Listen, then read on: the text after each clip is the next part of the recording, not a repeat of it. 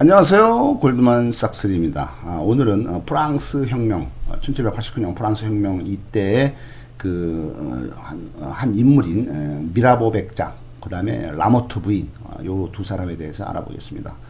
라이온 미라보 백작, 오노레 가브리엘 리케티는 1749년에 태어나서 1791년 42살, 42살에 일찌감치 사망을 하게 되겠습니다.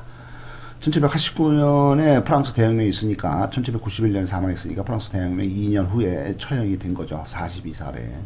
부유한 가정에서 방탕한 젊은 시절을 보내게 되겠습니다. 그 다음에 이제 계몽주의 사상학자인 보냈지만은 방탕하게 보내고 보냈지만은 계몽주의 사상학자 문필가로서의 명성을 떨치게 되겠습니다. 그래도 나름대로 또 공부는 한 모양이죠. 그래서 계몽주의 대표가 되겠습니다.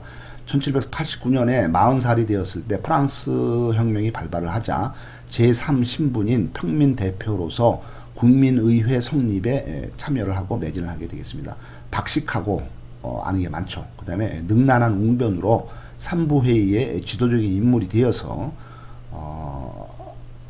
영국식 입헌 정치를 목표로 해서 자유주의 귀족과 부르주아지를 대표를 하게 되겠습니다. 낮에는 국민의회에서 활동을 하고 밤에는 또 왕권 수호자로서의 이중 역할을 하게 되겠습니다. 낮에는 평민들을 위해서 일하고 밤에는 왕을 위해서 일하고 마리 앙뚜아네트 왕비를 단독 면담한 후에 왕비에게 매우 유혹적인 왕비의 매력에 이제 끌려서 왕비에게 충성을 매진을 하게 되었습니다.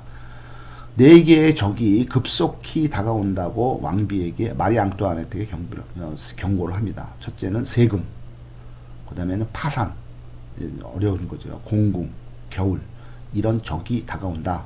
조심해라, 준비해라. 파산이 되고 공궁이 다가온다. 겨울이 온다. 이렇게 이제 경고를 합니다. 민중의 불만을 해소하기 위해서는 언제나 한 사람의 속죄양, 희생양이 필요하게 되어 있습니다. 온 나라의 부정 불만을 최대한 온 나라의 나라 전체에다가 이제 부정, 불만 이런 거를 최대한 조성하고 낡은 질서에 대한 강렬한 욕망을 일깨워야 되겠습니다. 그래서 내란을 일으키는 게 가장 안전하고 가장 불가피하다라고 주장을 하게 되겠습니다. 휴식은 내부의 힘을 모으고 순화시켜서 정리해 주는 게 되겠습니다. 휴식을 취할 필요가 있죠. 그다음에 이제 어떤 불만을 이제 전 국민에게 일으켜서 이들이 낡은 질서를 깨트려야 된다는 욕망을 갖게 해야 되고 어떤 내란이 일어나는 게 불가피하다 이렇게 이제 얘기를 하는 게 바로 미라보 백작이 되겠습니다. 휴식은 창조적인 요소가 있습니다. 휴식은 거친 행동 때문에 흩어진 모든 것들을 다시 모아주는 계기가 되겠습니다. 휴식을 좀 취하라 이거죠. 그래서 생각 좀 해보고 이때 프랑스 대혁명 때 프랑스 민중이 6시간 동안 비를 맞으면서 그 왕과 왕비가 있는 띨레르 궁으로 행군을 했을 때 왕이 직접 나와서 군중을 만났어야 했습니다. 하지만은 이 군중들이 왔을 때 왕은 나오지도 않고 왕궁 앞에는 또한 귀족 군의병이 아닌 국민군대가 보초를 서고 중간에 막아대고 있었습니다. 그래서 항상 대중하고 아니면은 적하고 아니면은 나의 지지자들하고 항상 언제든지 직접 대면을 해야만이 모든 문제가 잘 풀리지 방 안에 꼭꼭 숨어가지고 나오지도 않고 피하고 딴 사람 내보내고 이래가지고는 상황이 더 악화된다는 얘기입니다. 하지만 왕은 자기 유폐하고 거리에도 안 나오고 외출도 안 하게 되겠습니다. 민중과 안 만나는 왕을 결국 민중은 저버리게 되겠습니다. 1791년 42살 때 국민의회의 의장이 됩니다. 그래서 이제 최고 의회 의장이 되죠. 혁명군의 의장이 되어서 민권의 신장과 왕권의 존립과 민권의 신장, 그다음에 왕권의 존립 이 두 가지에 상충되는 것을 조화를 하기 위해서 노력하지만은 왕궁에 매수되었다라는 것이 소문이 나고 밝혀져서 혁명 세력에게 반역자로 낙인이 찍히게 되겠습니다. 무절제한 방탕한 생활로 건강이 악화되어서 갑자기 사망하게 되겠습니다. 그가 지은 책으로는 전제군주론과 프로이센이 있습니다. 그 미라보 백작의 죽음으로 인해서 프랑스의 국왕인 루이 16세와 왕비인 마리 앙뚜아네트는 가장 유력한 지지자를 잃게 되고 결국은 멸망의 길에 들어서게 되겠습니다. 아무도 이 미라보 백작은 그나마 이제 왕비를 돌봐주려고 했는데 이 사람이 그 병으로 갑자기 이제 건강으로 이제 갑자기 사망한 이후에는 아무도 이 그 루이 16세하고 마리 앙뚜아네트 등의 왕실 사람들을 보살피지 않게 되겠습니다. 또 한 명의 이 프랑스 대혁명 때 그 눈에 띄는 여자는 라모트 백작 부인이 되겠습니다. 마담 라모트라고 부르는데 이 여자는 1756년에 태어나서 1791년에 35살에 아주 젊은 나이에 사망하게 되겠습니다. 1765년 9살 때 이 라모트 백작 부인의 조상이 프랑스 발루아 왕가의 앙리 2세고 귀족이지만은 아버지가 가난하고 술 주정뱅이인 아버지와 품행이 단정치 못하고 여기저기 몸을 막 주는 하녀 출신 어머니 사이에서 가난한 집에서 태어난 라모트 부인은 결국에는 이제 가난하기 때문에 갈 데가 없죠. 그러니까 9살 때 롱샴 수도원의 기숙 여학교에 입학을 하게 되겠습니다. 수도원에 들어간 거죠. 1778년 22살이 되었을 때는 수녀가 되기 싫어서 수도원을 탈출하게 되겠습니다. 1780년 24살 때 여인숙에서 왔다 갔다 하다가 라모트 백작을 알게 되어서 라모트 백작과 결혼을 하게 되겠습니다. 1786년에 프랑스 대혁명 3년 전에 30살이 되었는데 목걸이 사건으로 유죄 판결을 받고 감옥에서 채찍형을 받게 되겠습니다. 양 어깨에다가 도둑이라고 하는 V자 낙인이 찍히고 감옥에서 종신금고형을 선고받게 되겠습니다. 백성들이 이 라모트 부인을 동정을 하고 소년으로 변장을 해서 감옥을 탈출해서 영국으로 도망을 가게 되겠습니다. 영국에서 그 라모트 부인은 회고록을 써서 회고록이 이제 그 베스트셀러가 되면서 영국에서 수억 원을 벌고 여기서 이제 프랑스 왕비 마리 앙뚜아네트를 막 모함하고 욕을 하게 되겠습니다. 이 마리 앙뚜아네트를 욕을 하고 그 모함한 이 그 라모트 백작 부인은 미쳐 날뛰는 암사자로 그렇게 그 평가되기도 합니다. 1791년 35살 때 정신에 이상이 와서 추적망상이죠. 그러니까 남이 누군가 나를 추격해온다.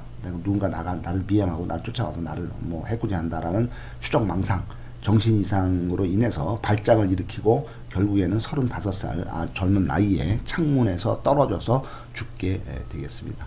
이 목걸이 사건은 1772년에 루이 15세가 애첩인 뒤바리 부인을 위해서 거액의 다이아몬드 목걸이를 주문하면서 시작이 됩니다.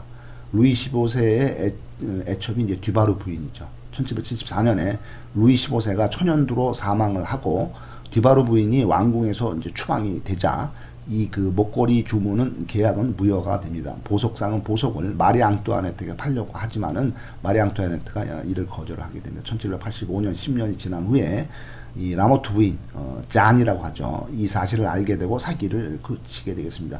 로앙 추기경을 찾아가서 왕비인 마리 앙뚜아네트가 국왕 모르게 몰래 보석을 타인명으로 구매하고 싶다고 속이고 대리 구매를 제의를 하게 됩니다. 그래서 이제 그 로앙 추기경이 이제 왕비한테 잘 보이기 위해서 이 사기 사건에 말려들고 이 말대로 하는 거죠. 그래서 궁정의 사제장인 궁정에 이제 그 제사 지낼 때 이제 그 모든 걸 이제 주관하는 궁정 사제장인 로앙 추기경은 매우 방탕한 생활을 하게 돼서 평판이 안 좋고 마리 앙뚜아네트도 멀리하고 있었지만은 야망이 대단한 사람으로서 왕비에게 잘 보이려고 목걸이를 대리 할부 구매하게 되겠습니다. 그러니까 로앙 추기경이 왕비를 위해서 이제 목걸이를 이제 구매를 한 거죠. 지가 대리해서 2년 전부터 이 그 라모트 부인이 짠이 로앙 추기경에게 접근을 해서 왕비와 나가 아주 친하다 거짓 친분을 자랑을 하고 추기경과 연인 관계를 맺고 또 추기경을 꼬신 거죠. 그래서 이제 섹스 관계를 맺고 연인 관계를 맺고 로비 명목으로 추기경으로부터 돈을 내가 이제 왕비한테 로비를 해야 된다. 그러니까 돈 좀 달라 해서 추기경이 돈을 뜯어내고 있었습니다. 짠은 라모트 부인은 목걸이를 왕비에게 전달하겠다면서 중간에서 가로채서 분해를 하고 영국에다가 팔아버립니다. 대금을 못 받은 보석상 베모가 마리 앙뚜아네트에게 고발을 하면서 사건이 밝혀지면서 관련자들이 줄줄이 재판을 받게 되었습니다.